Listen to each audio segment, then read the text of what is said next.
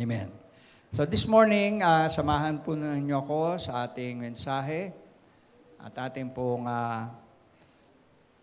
ang message po natin for this morning is entitled, God's Divine Provision.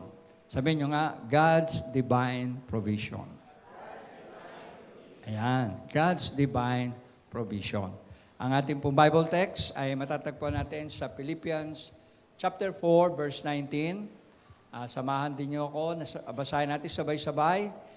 But my God shall supply all my need according to His riches in glory by Christ Jesus. Yan po sinulat ni Paul sa Book of Philippians.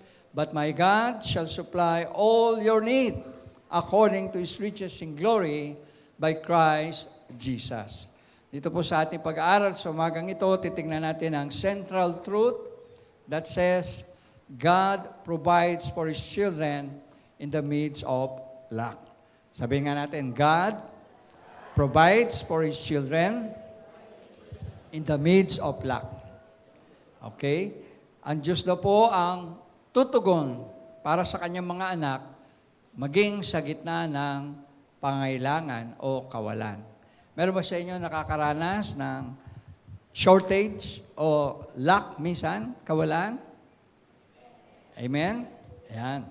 Sabi po, pangako ng Diyos na i-provide niya yung ating pangailangan.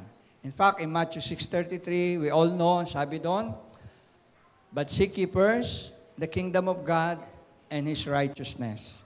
And all, sabi nyo nga all these things shall be added unto you. Pag inuna raw po natin ang kaharian ng Diyos at ang kanyang katwiran sa ating buhay, pangako niya, ang lahat ng ating pangailangan ay kanyang ipagkakaloob. And so, we believe that our God will supply all our need according to His riches in glory by Christ Jesus. Ang ating pong Bible story, matatagpuan natin sa John chapter 6, ayan, verses 1 to 13. Okay, babasahin ko po sa Tagalog, no, para mas lalo po nating maunawaan. Sabi pong ganoon, John chapter 6, verses 1 to 13. Pagkatapos ng mga bagay na ito, ay tumawid si Jesus sa lawa ng Galilea. Ito ay ang lawa ng Tiberias. Maraming tao ang sumunod sa Kanya dahil nakita nila ang mga tanda ng Kanyang ginawa sa mga may sakit. Si Jesus ay umakyat sa bundok at umupo roon nakasama ang Kanyang mga alagad. Malapit na ang araw ng paglagpas ang kapistahan ng mga Hudyo. Verse 5, nang tumingin si Jesus sa paligid, nakita niyang napakaraming tao na papalapit sa Kanya. Sinabi niya kay Felipe, saan tayo makakabili ng tinapay upang makakain ang mga ito? Sinabi po niya ito upang subukin si Felipe sapagkat alam na niya kung ano ang kanyang gagawin. Sumagot si Felipe sa kanya, ang 2 denaryong tinapay ay hindi sapat sa kanila upang makatanggap ng kaunti ang bawat isa. Isa sa kanyang mga alagad na si Andres, na kapatid po ni Simon Pedro, ay nagsabi sa kanya, mayroon pong isang batang lalaki dito na may 5 tinapay na sibada at 2 maliit na isda. Gasino na ito sa ganitong karaming tao? Sinabi naman ni Jesus, paupuin ninyo ang mga tao. So, madamo sa dakong iyon, kaya umupo ang mga lalaki na ang dami ay humigit kumulang sa 5,000. Lalaki lang daw po yun na binilang nila at humigit kumulang na 5,000 lalaki lang. So, pag dinagdag mo yung mga babae, more than 5,000. Ano po? Sabi diyan, kinuha ni Jesus ang mga tinapay nang makapagpasalamat siya, ipinamahagi niya ito sa mga alagad at ipinamahagi naman ng mga alagad sa mga nakaupo. Gayon din ang mga ginawa sa isda, at ito ay pinamahagi gaano man ang kanilang ibigin. Verse 12, nang sila ay mabusog, sinabi niya sa kanyang mga alagad, ipunin ninyo ang mga lumabis na bahagi upang walang masayang. Inipon nga nila ang mga lumabis at nakapuno sila ng 12 bakol ng bahaging mula sa 5 tinapay na sibada na lumalabis sa mga kumain. Ayan. Pagpalain po ng Diyos ang kanyang salita. Ito po yung sinasabi natin na salaysay ng himala ni Jesus nang pakainin po niya ang mahigit na 5,000 tao gamit ang 5 tinapay na sibada at 2 isda na dinala ng isang batang lalaki. Ayan. So yun po ang background ng ating pag-aaral ngayon. So makikita po natin dito sa ating pong binasa, isa sa mga himala na ginawa ito ng Panginoon sa kanyang ministeryo, sa kanyang pagtuturo, sa kanyang pangangaral sa mga tao. At dito, sinasabi po na pinakain niya ang 5,000 tao na mga lalaki lang ang bilang. Wala pa nga yung mga babae. Usually, like for example, dito sa ating congregation ngayon, sa palagay nyo, sinong mas marami, babae o ang lalaki? Babae. So, laging na-outnumbered, no?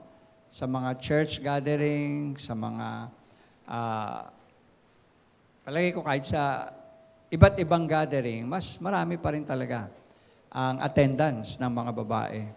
So kung dito ay 5,000 ang bilang ng mga lalaki at lagi nating naiisip, mas marami lagi ang babae, so malamang more than 5,000 ang mga babae. Amen po ba? Possible ba yon? Pwede ba yon? Pwede. So marami ang mga tao na nakikinig sa Panginoon sa pangyayaring ito. At makikita natin, walang pagkain ang mga tao. Dahil sa kanilang desire na makinig ng salita ng Panginoon, nakalimutan nila ang oras, nakalimutan nila yung gutom, nakalimutan nila yung pangailangan pisikal. Dahil ang focus nila ay sa pakikinig ng salita ng Diyos sa Panginoong Jesus. Amen ba kayo ron?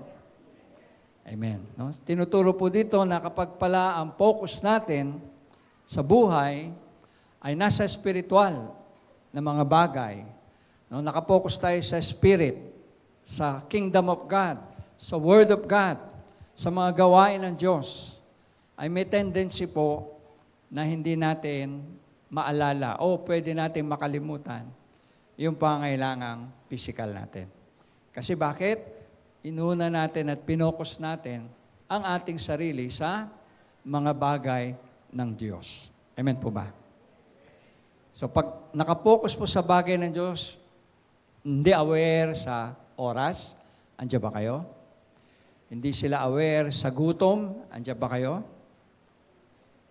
Hello? Parang nag-aalangan kayo sumagot Kaya nyo ba hanggang 2:00? Pastor, gutom na kami doon, 2:00. Ayan. No? Dito natin makikita yung kaibahan ng mga nakikinig sa Panginoon at that time. Palagay ko ito nagsimula na maaring umaga hanggang hapon ito. Umaaring, ang description nga rito, magagabi na So, ganun katagal, ganun kahaba yung service ni Jesus sa kanila. Worship service. Wala pang praise and worship yon. Pakikinig lang yon ng Word of God. Andiyan ba kayo? Yung iba, minsan sinasabi, ang haba naman ng preaching sa Lighthouse. Nagugutom na kami. Hello, andiyan ba kayo? Ang tagal naman matapos ng service ni Pastor. Kumakalam na yung tiyan namin. Tingin namin kay Pastor, kaldero na. sa gutom. Ayan, no? So, possible po yan kung hindi tayo nakapokus sa salita ng Diyos. Kung hindi tayo nakapokus sa gawain ng Diyos. Amen po ba? Pwede ba sabihin mo sa iyong katabi, kaya kapatid, mag-focus tayo sa salita ng Diyos. Ayan. At hindi tayo magugutom. Amen. So, ganun ang pangyayari po, no? Makikita natin. But, sabi, God has promised to supply all our needs according to His riches in glory by Christ Jesus. Yun ang binanggit ni Pablo o ni Paul sa ating pong Bible verse. Itong mga tao na to, these people, sabi po, receive such miraculous provision because the circumstances demanded it and because they put spiritual things ahead of earthly things. Ayan. So, nangyari pala ang himala na ito dahil sa sitwasyon nila. No? Alahanin nyo, nasa bundok po sila. Wala po sila sa city, na kung saan pwede kang tumakbo sa 7-Eleven, o kaya pwede kang, convenience store, o kaya sari-sari store, pwede mong takbuhan at bumili ng something. Ito'y nasa bundok sila, remote area, and yet, hindi nila naalala, langaning oras na pala. Magagabi na pala. Hindi pala tayo kumain. Sino po ang nakaalala na pakainin sila dito sa ating binasa? Hindi ba si Jesus? Amen. Siya yung nagtanong sa kanyang mga alagad kung meron bang pagkain para sa mga tao. And yet, sabi ng Bible, alam na ni Jesus yung pangailangan nila. Pero sinubok niya si Felipe nung kanyang tanongin. So dito sinasabi po dahil sa circumstances, dahil sa sitwasyon, ay gumawa ng himala ang Panginoon. Sino po sa atin na may mga circumstances, bisa? May mga pagkakataon sa buhay natin na alam natin matindi yung ating pangailangan. Alam natin wala tayong pambayad ng bills. Hello, andyan ba kayo? Andyan na yung due date. Ano nga tawag nila? Si Judith daw. Andyan na yung Meralco, andyan na yung water bill, andyan na yung internet bill, no? Andyan na yung bill na, hindi pala bill tawag doon, hulog sa bahay, no? Sabay-sabay, minsan, kung dumating. Naranasan niya po ba yun? Sino po nakaka-identify sa akin? Amen. I believe tayong lahat, nararanasan natin yan.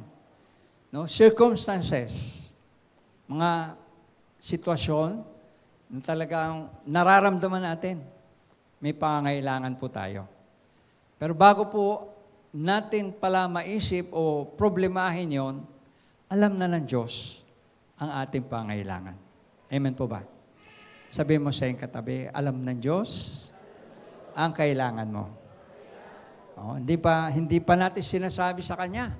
Alam na ng Panginoon. Kilala na tayo ng Diyos. Amen.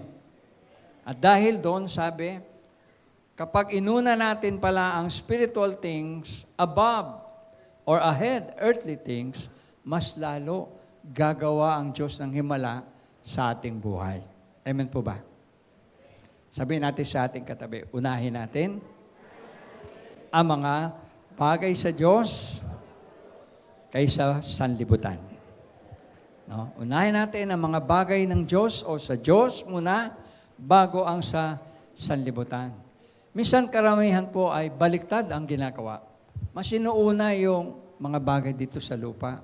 Mas pinoproblema, inaalala, at the same time, mas binibigyan ng oras at pansin ang mga earthly things kaysa heavenly and spiritual things.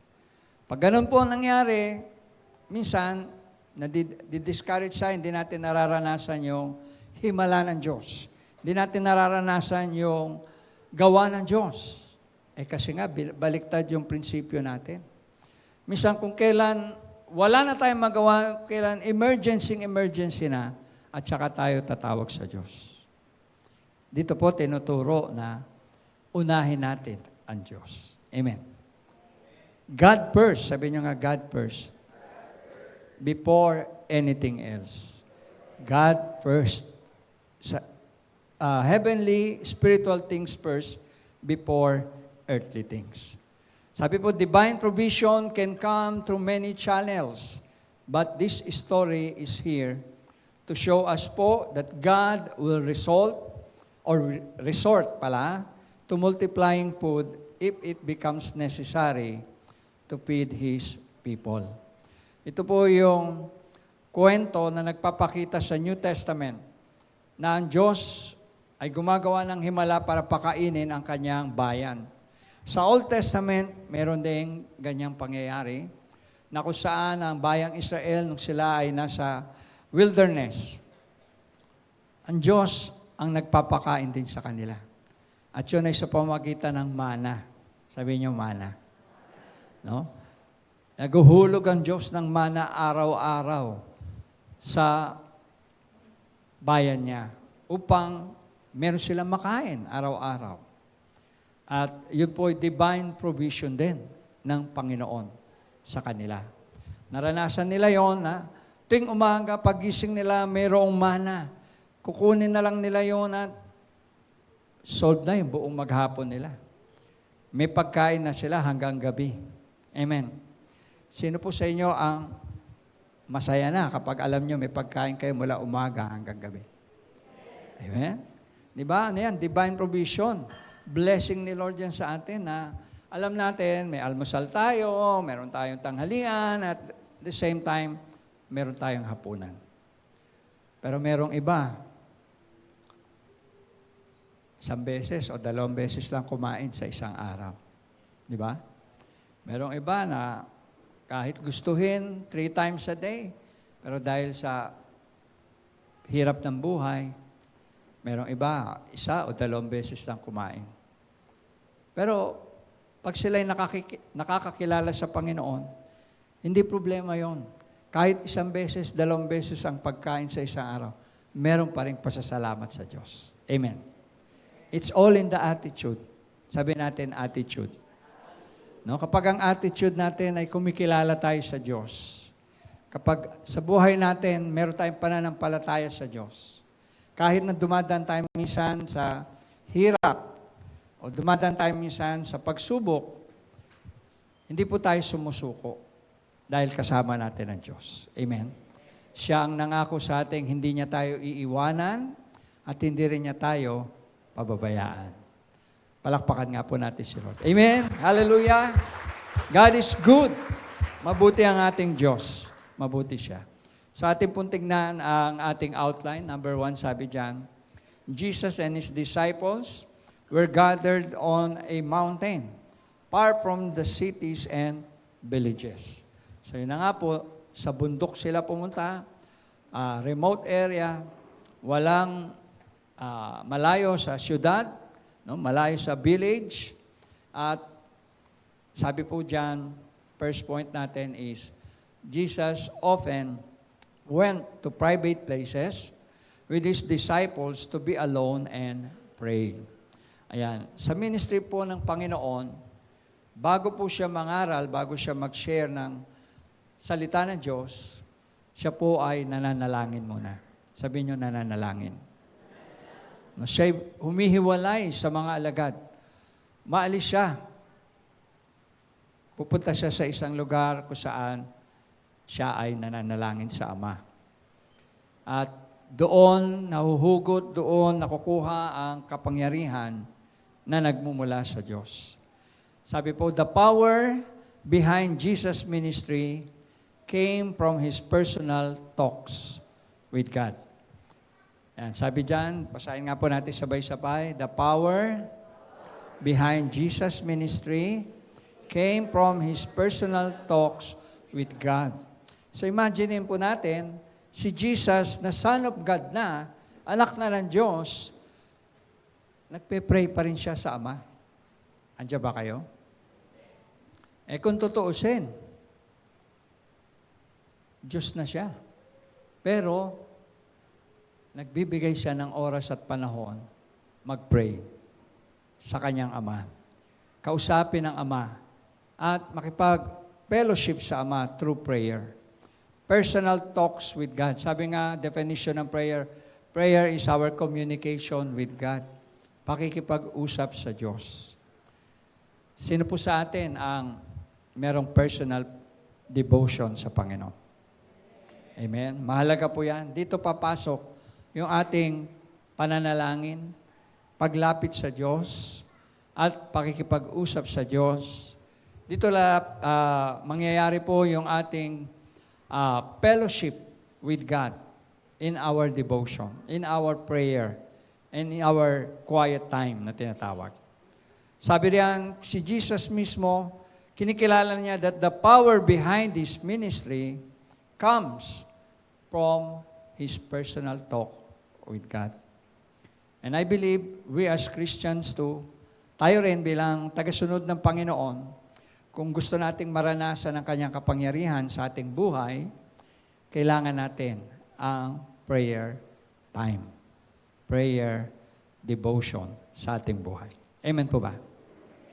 Sabi mo sa iyong katabi, kapatid, magkaroon tayo ng prayer devotion. Prayer time sa bahay. Manalangin tayo. Meron tayong oras para katagpuin ang Diyos sa panalangin. At dito natin maranasan ang kapangyarihan ng Diyos sa ating buhay. No? Ako as pastor po, everything na ating ginagawa dito sa church o ating mga activities o ating po mga plan for the future, bago po yan, i-share ko sa inyo, yan po ay pinanalangin ko na ng gusto. Because I believe the same principle that the power behind ministry and church comes from prayer. Amen po ba? Hello? Kasi kung wala yung prayer, hindi natin kaya. Kung wala yung prayer, wala yung power of God, sasayang lang tayo ng lakas, ng oras, ng panahon. Kailangan natin yung prayer para sa ating Panginoon. Next, sabi po dyan, pangalawa, basahin natin, without times of refreshing, in God's presence, we can do little. Sabay-sabay po, ulitin natin. Without God, in God's presence, we can do little good. Ayan, kung wala raw po tayong times of refreshing, yun na nga, babad sa presensya ng Diyos. Babad sa Kanyang salita. Yan po yan, times of refreshing. Oras natin, panahon natin na binibigay sa Panginoon.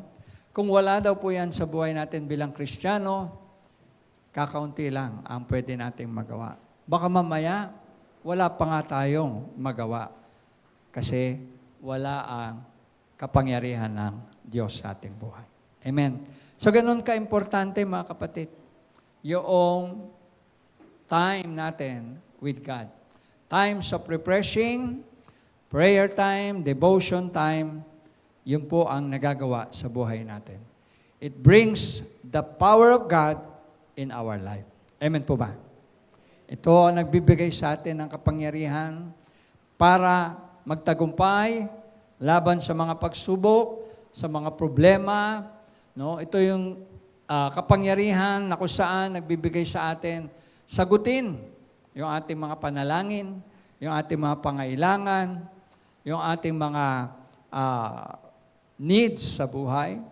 Prayer requests, dyan din po nanggagaling yan sa prayer time. Ayan. At ginawa po yan ni Jesus, kaya alam ni Jesus, bago po niya papakainin yung mga taong yan, nag-pray na po siya sa Ama. Meron na po siyang quiet time. Meron na po siyang times of refreshing with God the Father. Kaya alam ng Diyos, o alam ni Jesus, yung mangyayari in the future. No? Sabi diyan, a great multitude of people saw where Jesus and His disciples went, and they followed Him. Ito na po yung parang peak ng time ng ministry ni Jesus, na kung saan yung mga tao nakarinig na ng salita ng Diyos, nakarinig na tungkol sa kaharian ng Diyos. Hindi lang nila narinig, nakita nila kung paano gumawa ng himala si Jesus. No, nagpagaling ng sakit, may sakit si Jesus, nagpalayas ng mga demonyo, at the same time, deliverance sa mga nasa bondage of sin. Ano pa ginawa ni Jesus? Marahil, nakita nila nung binuhay niya si Lazaro. No, nakita nila. Kaya ang tao, ganun kadami ang sumusunod sa Kanya. Sabi diyan, great multitude. Sabi niyo, great multitude. No, sobrang dami yan. At sila lahat ay gustong makinig at sumunod kay Jesus. Sabi diyan, Jesus taught the people most of the day. And when evening came, the disciples realized that the people had no food. So maghapon, ang turo ni Jesus. At nakita niya na, nakita ng mga alagad na walang pagkain palang baon. Di bali sana kung nai-announce na potluck, potluck po tayo sa service. Pag nag-preach si Jesus, magdala kayo ng baon. Dala kayo ng pagkain. Kanin, para sure. Amen. Kung mga Pilipino nandun, kanin, no? Tsaka ulam. Sigurado. Pero walang announcement. Walang sinabing magdala ng pagkain. Kaya mga tao, pumunta lang para makinig. At sabi nga nun, na discern o na-realize ng mga alagad ito. Sabi nga nun, these people, o itong mga nakikinig sa Kanya, mga sumusunod sa Panginoon, had been so concerned with spiritual food that they forgot earthly food. Next slide po yan, no? Sabi diyan, these people had been so concerned with spiritual food that they forgot earthly food. Sa sobrang kauhawan nila, sobrang pagkagutom nila sa salita ng Diyos, no, sa pagkaing spiritual, ay nakalimutan po talaga nila yung pagkaing physical. Earthly food. Hindi sila nagbaon. Gaya ngayon. Meron ba nagbaon sa inyo ng pagkain ngayon? Wala, di ba? Bakit? Nandito tayo ngayon kasi ang focus natin sa salita ng Diyos. Ang makinig sa salita ng Panginoon. Hindi tayo nagpunta rito para mag-picnic o magsaya, mag-party o kumain. Dito tayo kasi ang focus natin sa Panginoon. At ganoon ang ginawa nila. The people had been so concerned with spiritual food. Gusto lang nila marinig ang salita ng Diyos na lalabas sa bibig ng Panginoong Hesus. At kalimutan na nila ang earthly food. So yun po yung maganda. Kapag tayo ay nakapokus sa mga bagay na spiritual, ang mga bagay na mga sanlibutan ay mawawala sa ating puso't isipan. Hindi natin magiging alalahanin ang mga bagay ng sanlibutan kung ang focus natin ay nasa Panginoon. Amen po ba? Kasi, sa totoo, ano ba ang iniisip natin araw-araw? Ito ba ay laging sa Panginoon o mga bagay dito sa sanlibutan? Let's be honest. No, kung honest talaga tayo, sabi na, mas maraming time nag-aalala tayo. Inisip natin mga problema natin. Amen ba? Mas maraming time na imbis na nagpe-pray tayo, nag-worry tayo. Kaya nga, minsan tayo ay, imbis na prayer warrior, nagiging warrior tayo. Masyadong nag-worry. Amen. Sabi mo sa iyong katabi, maging prayer warrior tayo. Hindi warrior. Hindi yung alala lang ng alala. Namumroblema lang. So sabi niyan, Jesus told His disciples to feed the people. But in the natural, there was not enough. So nung sinabihan ni Jesus sa mga alagad, Alam ng mga alagad, walang pagkain. Paano ka magpapakain kung walang pagkain? Di ba? Imposible. Tama? Imposible ka. Imagine, sabihin, kumain tayo, magsaya tayo, pero wala namang pagkain. Sabihin nyo, nagbibiro ka ba, pastor? Wala namang pagkain, paano tayo kakain? Parang gano'n ang senaryo.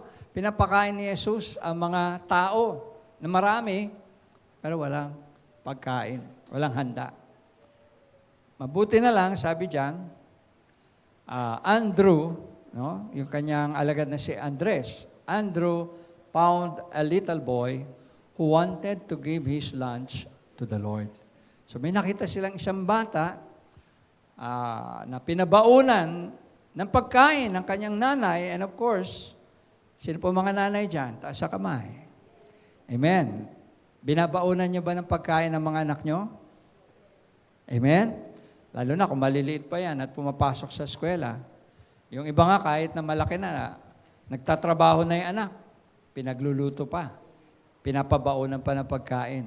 Yan ang mga nanay. Amen? Pwede pa palakpakan natin ang mga nanay. The mothers who love their children. So itong batang ito, di natin alam, no? Ba't nandoon siya? Bata pa siya. Pero andun siya. So, naniniwala ko na sa church, hindi natin dapat in-exclude ang mga bata. Amen? Though meron tayong Sunday school sa baba, but there will come a time, nakikinig sila ng salita ng Diyos habang maliit, pero paglaki nila, as they join us in the main service, hindi na sila maninibago. Hindi na sila magtataka. Kasi bata pa sila, tinuturuan na sila makinig ng salita ng Diyos sa loob ng church. Amen po ba? That's our goal. Itong bata na to, nandoon siya, may baon siya, nakita siya ni Andrew. At sabing ganon, the little boy, next slide, sabi, basahin nga natin po, sabay-sabay. The little boy had only 5 barley loaves and 2 fishes, but he gave it all to God. Yun mahalaga ron. He gave it all to God. Ibinigay niya lahat ito sa Diyos. Hindi niya inisip na magugutom siya. Para sa kanya yun 5 tinapay, 2 isda. Do marami na nga yun para sa isang bata, di ba? Pero, ang point doon, hindi siya naging maramot. Hindi niya inisip yung sarili lang niya na selfish. No? Kundi, binigay niya lahat. 5 tinapay, 2 isda, lahat binigay niya sa Panginoon. He gave it all to God. What does it says to us? Sinasabi po riyan na katulad ng batang ito, handa ba tayo na ibigay ang lahat para sa Panginoon? Di ba kumakanta tayo na mga songs na giving all to Jesus? Meron nga kanta na give them all to Jesus. Na minsan kumakanta tayo na I give my life to you, Lord. I give my heart to you, Lord. I give my soul to you, Lord. Amen ba kayo ron? Nakanta natin yan sa mga worship song natin. Pero how about in reality? Talaga ba na kaya nating ibigay ang lahat sa Panginoon? Kaya ba nating ihandog na kagaya ng batang ito na walang matira sa kanya? Hindi niya inisip na magugutom siya. Pero inoffer niya lahat sa Panginoon. He gave it all to Jesus. Sabihin niyo nga, He gave it all to Jesus. Binigay niya lahat sa Diyos. No? Alam niyo, nung pumasok kami sa ministry ni Sister Beck, hindi lang buhay namin ang inoffer namin, binigay sa Panginoon. Sabi namin lahat, pamilya namin, resources namin, pera namin, oras namin, lahat binigay namin sa Panginoon. At Yun minsan ang hinahanap ni Lord sa atin. Kaya ba nating ibigay ang lahat sa Panginoon? It's a challenge for us as believers na hindi lamang sa awit natin to sinasabi, give them all to Jesus. No? Kundi, in reality, in life, can we really surrender everything to the Lord? Ako'y nabibless. I remember nung nag-offer si Paul na ipagamit yung bahay nila sa gawain ng Panginoon. Andun ang couples ministry. Amen? Saksi kayo, narinig nyo. Sabi ni Paul, anytime, Pastor, basta para sa gawain ng Panginoon. Bukas ang aming tahanan. Ang ganda, di ba? Ganda pakinggan. I remember also si Jane Namwag, nung nabubuhay pa, sabi niya sa akin, Pastor, anytime kailangan yung sasakyan ko, magsabi lang kayo. Pinapagamit niya yung sasakyan niya sa ministry. Ang kanilang mga pag-aari o kanilang tinatangkilik, inaalay nila sa Panginoon. At lalo namang blessing ang bumabalik sa kanila. Kasi pag binigay mo lahat sa Panginoon, babalik sa iyo ang pagpapala. Pero kung nag-aalangan ka, kung namimili ka lang ng ibibigay sa Lord, hindi buo ang matatanggap mong blessing sa Lord. Amen? Hello? Andiyan pa kayo? So itong batang ito, sabing ganon, the author personally believes, that the 12 remaining basket of fragments went to the little boy who received 100-fold blessing on his gifts.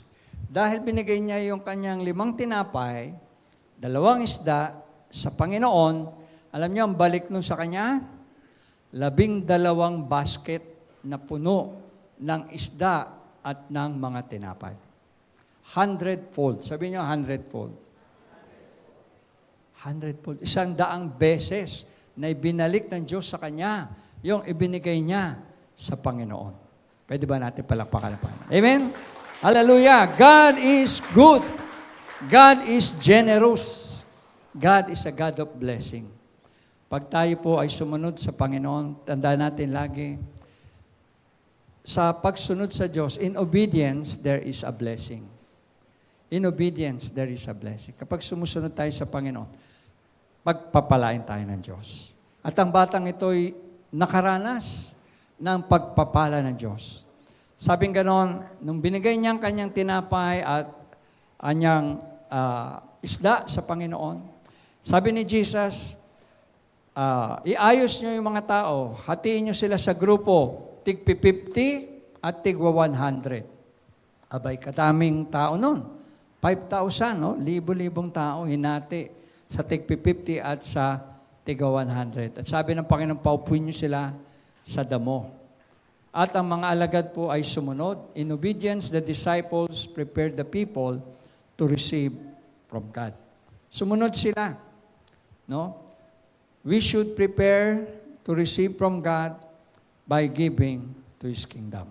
Next slide po yata yan. Pakita natin. Sabi nga ng mga alagad sumunod sa utos ng Panginoon para tumanggap sila ng pagpapala. Pwede ba natin basahin sabay-sabay po? In obedience, the disciple prepared the people to receive from God. So again, sinasabi ko, pag tayo'y sumusunod sa Panginoon, sumusunod sa utos ng Diyos o sa Kanyang salita, meron tayong pagpapalang darating. Sabi nyo, ang sikreto ay ang pagsunod. Sabi nyo, pagsunod. No, obedience. Imagine niyo kung yung mga disciple hindi sumunod sa Panginoon, tatanggap ba ng pagkain yung mga tao? Hindi. Kung yung mga disciple ay nagreklamo at sabihin, Lord, mahirap yan. Nakakapagod yan. Ang dami ng tao. Paano namin sila hatiin? No? Merong iba kasing gano'n na pag inutusan mo, sinabihan mo, imbis na nasunod, nagreklamo pa. Hello? Andiyo ba kayo? Hello? Sabihin mo siyang katabi. Dapat sumunod tayo para may blessing. Ayan. In obedience, there is always a blessing. Next slide, ang sabi po dyan, we should prepare, basahin na natin po, sabay-sabay. We should prepare to receive from God by giving to His kingdom. So maging handa tayo tumanggap. Alam niyo yung pagtanggap, wala tayong problema eh. Andiyan ba kayo? Pag sinabing receive, tanggap, wala tayong problema. Pero pag sinabing give, doon tayo namang problema minsan. Doon tayo nagkakaroon ng struggle. Nagkakaroon tayo minsan ng question. Lord, ang hirap naman ang pinagagawa mo, Lord. Kunin mo ng lahat sa akin. Wag lang yung wallet ko, Lord. Alo, andiyan ba kayo? Kunin mo ng lahat sa akin, Lord. Oras ko. No? Yung talent ko. Wag lang yung wallet ko, Lord. Kasi akin na yan eh.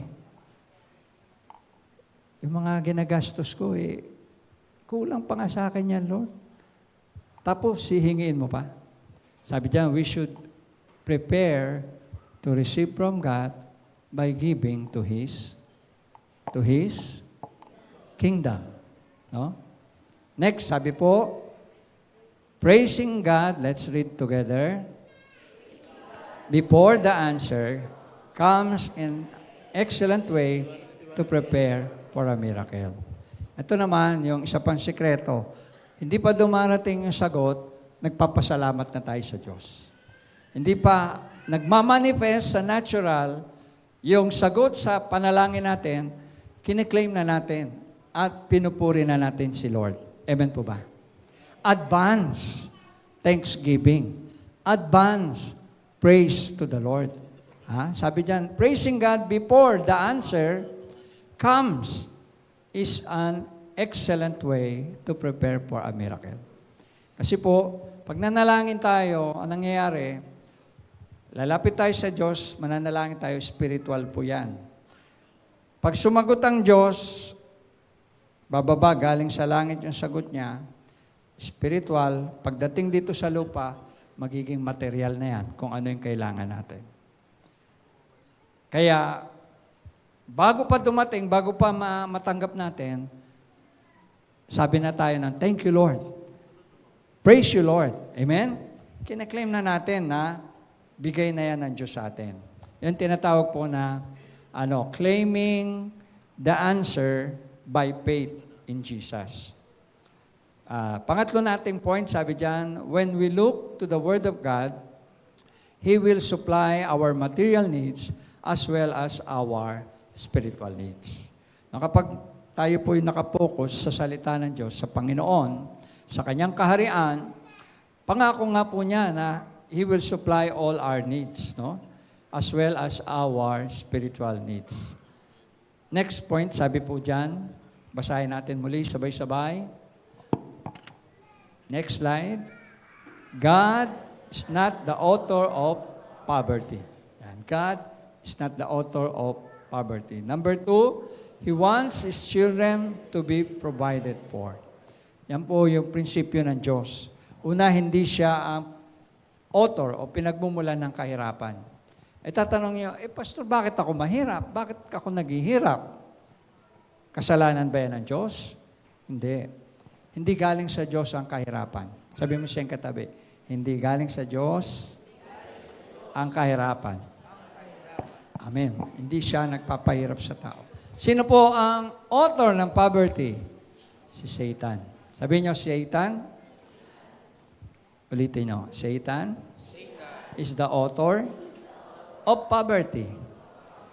Kasi siya po yung sumusumpa sa mga tao. Siya po yung nagpapahirap sa mga tao.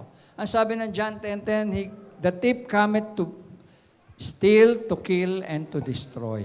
Yan ang trabaho ng dyablo. Kaya ang Diyos, ayaw niya tayong maghirap. Ang gusto ng Diyos, lahat ng pangailangan natin ay matugunan. Kaya sabi diyan, He wants His children to be provided for. Kaya, kung isipin natin, Lord, bakit? Parang ang hirap ng buhay, dami kong pangailangan. Hindi yung kalooban ng Diyos sa atin. kalooban ng Diyos sa atin, tugunin ang ating mga pangailangan. At minsan, hindi nangyayari kasi, yun na nga, may mga pagkukulang tayo sa Diyos. Andiyan ba kayo? May pagkukulang tayo sa Panginoon, may pagkukulang tayo sa Kanyang gawain, minsan nangangako tayo, hindi natin tinutupad sa Panginoon. And this affects our blessing sa buhay. No? Kaya, in-encourage ko po bawat isa na unahin natin ang mga bagay na spiritual, mga bagay sa Diyos. Gayahin natin ang batang ito na kayang ibigay ang lahat sa Panginoon. Give them all to Jesus. At sabi diyan, yung batang ito na hindi nagdalawang isip, hindi nagdamot sa kanyang pagkain, ang naging gantimpala niya, ibinalik ng Diyos sa kanya ang kanyang binigay ng siksik, liglig, at umaapaw. 100 beses. Yung 5 tinapay, 2 isda, ay naging 12 basket na punong-puno ng isda at ng mga pagkain. Sa ating pagtatapos, mga kapatid, nais ko na ating pong i-confess sa ating mga bibig itong mga nakasulat sa screen natin. Pwede po ba? Tayong lahat ay tumayo, mga kapatid, at sabay-sabay natin i-confess. God supplies all my needs. He takes good care of me. I will look to Him in time of need. In the midst of famine, God will feed the righteous. I am righteous because Jesus is my Lord. I have an abundant supply of all that is need, or all that is good. In Jesus' name, Amen. Tayo po yumuko, tayo manalangin. Lord, we thank you, God, for your word. Thank you po, Lord, dahil ikaw ang nagsusupply ng aming mga pangailangan. Ikaw, Diyos, ang nakakaalam ng aming needs every day. And you have promised, Lord, that you will supply all our needs according to your riches in glory by Christ Jesus our Lord. I pray, O God, na ang pangako mong yan ay maging totoo sa lahat ng iyong mga anak sa umagang ito.